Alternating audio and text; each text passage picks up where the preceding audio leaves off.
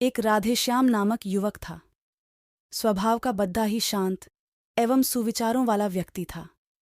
उसका छोटा सा परिवार था, जिसमें उसके माता पिता, पत्नी एवं 2 बच्चे थे। सभी से वो बेहद प्यार करता था।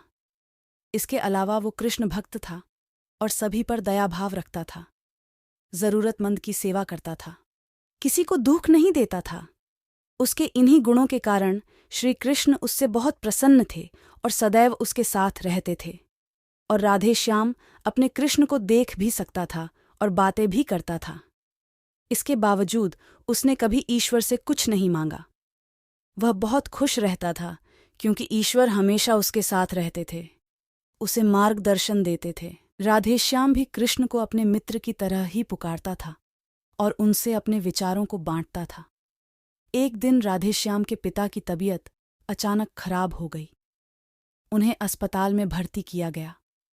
उसने सभी डॉक्टर्स के हाथ जोड़े, अपने पिता को बचाने की मिन्नतें की, लेकिन सभी ने उससे कहा कि वो ज्यादा उम्मीद नहीं दे सकते और सभी ने उसे भगवान पर भरोसा रखने को कहा। तभी राधेश्याम को कृष्ण का ख्याल आया और उसने अपने कृष्ण को पुकारा। कृष्ण दौड़े चले आए। राधेश्याम ने कहा, मित्र, तुम तो भगवान हो, मेरे पिता को बचा लो। कृष्ण ने कहा, मित्र, ये मेरे हाथों में नहीं है।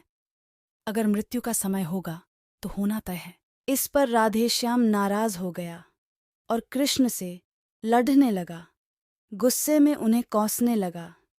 भगवान ने भी उसे बहुत समझाया, पर उसने एक ना सुनी। तब भगवान कृष्ण ने उससे कहा, मित्र, मैं तुम्हारी मदद कर सकता हूं, लेकिन इसके लिए तुम्हें एक कार्य करना होगा।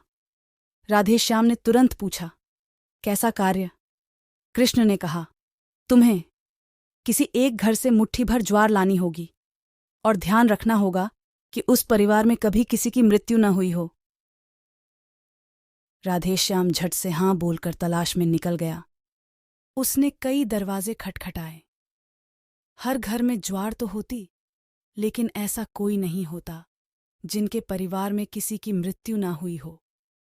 किसी का पिता, किसी का दादा, किसी का भाई, माँ, काकी या बहन।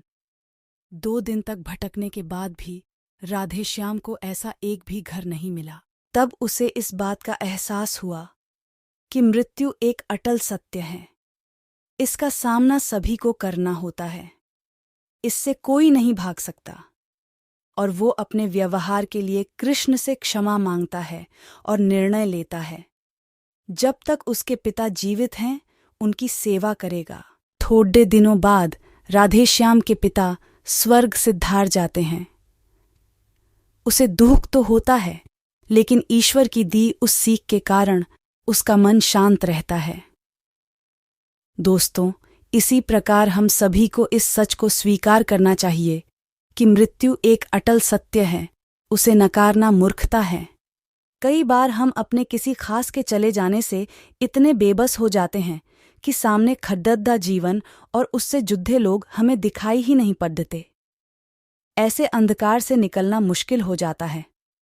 जो मनुष्य मृत्यु के सत्य को स्वीकार कर लेता है, उसका जीवन भार विहीन हो जाता है और उसे कभी कोई कष्ट तो दिख नहीं सकता। वो जीवन के हर क्षेत्र में आगे बढ़ता जाता है।